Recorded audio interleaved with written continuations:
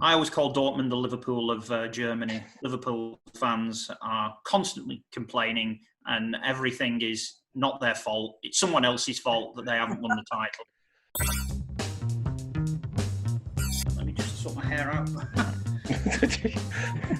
There we go. We have probably the best summer ever, and we're in lockdown. Well, congrats. I mean, it's a very casual kind of channel we're running here, so you can say whatever you want to say. You can be as explicit as you want. Or no swearing. What are your thoughts after the game? 7 points! 7 points!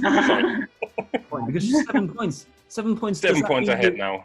Are you safe? You're never safe until the end. But yeah, it was probably not the nicest game, but it was solid. It was solid. And yeah, I was scared the whole game that something would happen, but in the end it didn't. And yeah, 7 points ahead. I don't want to say it, but it needs to be a wonder not to be champion at the end. Well, I think a rock solid performance, as everyone says. I was really impressed with our defense, especially after Frankfurt game, where we lost focus in a couple of episodes. Here, obviously, apart from early bright sparks and late bright sparks from Dortmund, I think we didn't give any chance. Last game against Frankfurt, you conceded 2 goals in 3 minutes from set pieces. Were you worried that this was going to happen in this game? Yes and no. The commentators like to make a big deal out of that. I think that we conceded 2 goals. Yes, it was sloppy, but we've been known to raise our game against Dortmund when it matters. And that's no disrespect to Frankfurt. I think we did take our foot off the gas a little bit. But I was trying to keep it in proportion and not think that we'd do the same. Since we have the David Alaba at the centre back, so I think the average height is a bit lower than other teams. I don't blame too much to the player for losing corners. So you went on this away match without actually going away. It's like because there weren't any home fans in their stadium. So do you think that gives you a bit of an edge? Probably, yes. I mean, it was a little bit to our advantage, I guess, at some points, because, I mean, at some points, yes, we were standing behind and they were pressing. They were having their occasions and everything, and maybe it could have influenced a little bit. I hope not. This is exactly the difference between the champions and the very good team. They were really good, but probably they missed that so much needed home fan support from Bayern. Probably, well, I may be incorrect, but I think we were kind of on a 4th gear out of 5. We were not playing our best football. We were playing very solid, but just enough to win. Kimmich, oh my God, what a kid! Kimmich and Davis, absolutely smashing. It's a hype that people have started to compare Haaland to Lewandowski. Do you like that comparison? Yes, in one word. Yeah. I don't deny he's not a great player. You can't say that. He is. No, and he's only 19. I mean. Yeah, exactly. But I think the difference is that people don't see through is the difference with Lewandowski and Haaland is Haaland's got potential.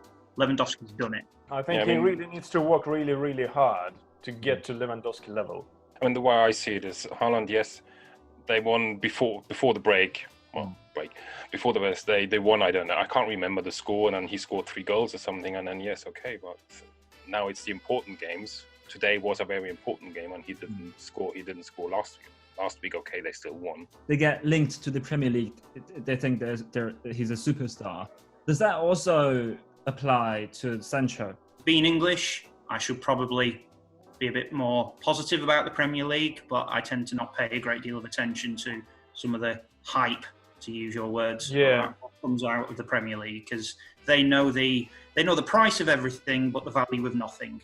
So hence why you pay absolutely crazy money for some players make it in the Premier League, like Aguero, but others completely flop. One thing with Bayern also, and a lot of people don't know this or understand it, is that Bayern is not just playing players. They say, well, he's a good player or he's a brilliant defender or something. They don't buy them because it's a great name or something.